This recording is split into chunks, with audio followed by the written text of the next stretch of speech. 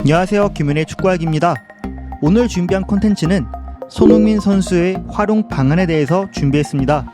많은 분들이 아시겠지만 이번 경기는 손흥민 선수가 13분 만에 3골을 넣었는데요. 교체 출전해서 해트트릭한 선수는 흔치 않을 뿐더러 과거 에버튼의 네이스미스 이후 손흥민 선수가 기록을 쓰게 되었는데, 개인적으로 이번 경기는 손흥민 선수의 쓰임새에 대한 힌트를 얻을 수 있었다고 생각하고, 토트넘의 답답했던 3-4-3 형태보다 어쩌면 3-5-2도 어울릴 수 있을지에 대한 부분도 준비했습니다. 이번 토트넘과 레스터 시티전은 전술적으로 손흥민 선수를 어떻게 활용해야 하는지 조금 더 명확해진 경기였습니다. 제가 마지막으로 토트넘 경기를 분석한 게 토트넘과 울브스 경기인데, 이 경기 이후로 제가 짚었던 좌측면에 대한 문제점들은 어느 정도는 해소되었습니다. 그래서 손흥민 선수의 폼이 서서히 오를 수 있도록 환경도 조성되었다고 볼 수는 있는데요. 구체적으로 바뀌었던 점은 좌측 스토퍼의 움직임입니다. 이전에 제가 벤 데이비스가 좌측 스토퍼에 위치하는데 측면으로 넓게 위치해 오버래핑하면서 손흥민 선수는 상대 선수들에게 더 견제받는 공간으로 이동하고 여러 선수들에게 압박받는다고 말했는데, 벤 데이비스가 나온 경기 혹은 랑글레가 리그에서 나온 경기들의 터치맵들을 봤을 때 현저히 줄어든 점을 볼 수 있습니다. 단순 터치맵에 찍힌 횟수들로 판단한 부분이지만 이 부분이 의미하는 바는 필드에서 볼 때는 좌측 스토퍼가 전진하되 영양가 없는 전진은 자제하려는 것으로도 파악할 수 있습니다. 이전에 언급했지만 울브스전을 바탕으로 벤 데이비스가 전진하면 페리시치도 안으로 들어오고 손흥민은 더 안으로 들어가서 세 선수가 측면에는 위치하는데, 측면에 있는 벤 데이비스는 한쪽으로 들어가는 패스 루트만 열리게 되거나 벤 데이비스가 전진하면서 상대 3선 라인과 수비 라인이 좁혀지기 때문에 손흥민 선수가 오히려 미끼 역할을 했었습니다. 결국 벤 데이비스가 전진하면서 사실상 손흥민 선수가 활용할 공간이 부족해진다든지, 많은 숫자가 있지만 공간을 만들기 위한 움직임은 부족했지만, 최근에는 벤 데이비스를 더 전진시키기보다 밑에 위치하게 만들고 벤 데이비스가 페리시치나 안쪽에 위치하는 선수에게 줄 수 있는 선택지를 만들어주고 케인이 2선 공간에서 자유롭게 이동하도록 만들었습니다.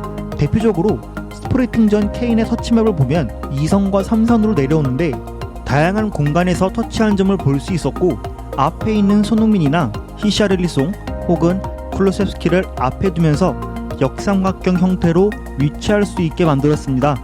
그래서 케인이 내려와서 상대를 내려오도록 유도하면 손흥민이 공간을 침투할 수 있는 패턴도 가져갔지만, 가장 핵심적으로 봐야 했던 부분은 좌측면에서 공간을 어떻게 활용할 것이냐가 중요했습니다.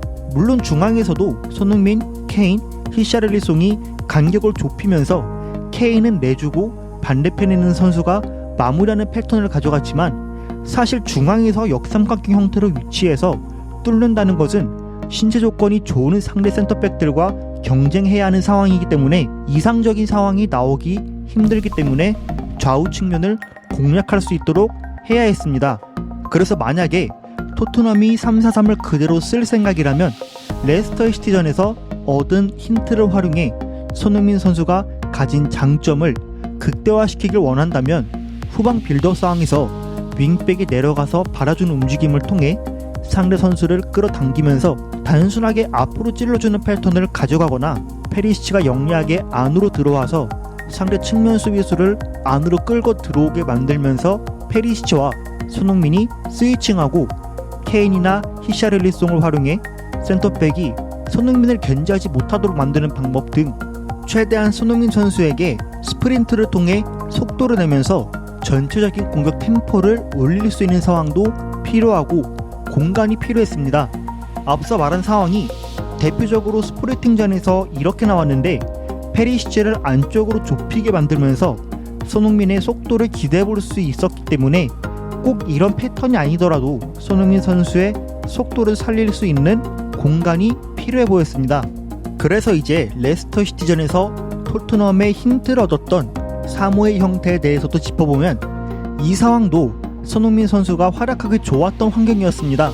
기본적으로 토트넘이 3-4-3 형태로 유지했다면 손흥민과 쿨루셉스키는 3선 라인의 날개 쪽에 위치해서 수비를 해야 하는데, 여기까지 내려가게 되면 밑에서부터 출발할 때 거리가 멀지만 3-5-2로 위치하게 되면 차라리 앞에 손흥민과 케인이 위치하게 되고, 만약 볼을 뺏어내면 바로 상대 수비 라인과 맞닿아 있기 때문에 바로 속도내면서 밀고 들어가기 가장 좋은 환경입니다. 그래서 어제 상황도 자세히 보면 볼을 뺏자마자 상대 센터백과 가깝게 맞닿아 있고 상대해야 할 수비 숫자도 적어지기 때문에 속도 내기에도 충분한 상황이었습니다. 또 수비 상황에서 상대가 빌드업을 통해 토트넘의 3선까지 접근하거나 측면으로 밀고 들어오면 3선에 있는 3명의 미드필더가 대각선으로 움직이거나 측면에서 수적 보호해줄 수 있기 때문에 안정감은 어느 정도는 더해줄 수 있는 구조입니다. 다만 토트넘의 불안 요소라고 볼 수 있는 에메르송이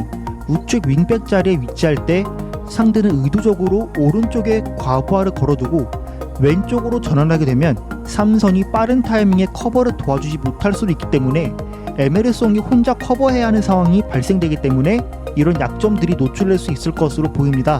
그래도 만약에 볼을 뺏어내는 데 성공했다면 역습으로 들어갈 때 결국 케인이 내려와 역삼각형 형태에서 윙백들이 종방향으로 침투한다든지 공격형 미드필더들이 대각선 방향으로 뛰어들어가면서 마무리하는 패턴들이 있기 때문에 역습 상황에서는 여러 차례 재미는 볼 수 있지만 플랜 B를 3-5-2로 둘 때 후방 빌드업 상황에서 원볼란치가 받는 압박을 얼마나 견딜 수 있을지가 핵심이 될 것이고, 만약 원볼란치가 가능만 하다면 공격형 미드필더가 종방향 움직임을 통해 손흥민을 측면으로 빠지게 만들면서 대각선 움직임을 통해 안으로 들어올 수 있게 만들거나, 우측 윙백의 영향력이 좋지 못한 상황에서 공격형 미드필더가 대신 대각선으로 빠지면서 측면 영향력을 높여줄 수도 있기 때문에 단순히 빠른 역습 상황을 노리는 것 외에도 중원의 안정감을 더해줄 수는 있을 거라 생각됩니다.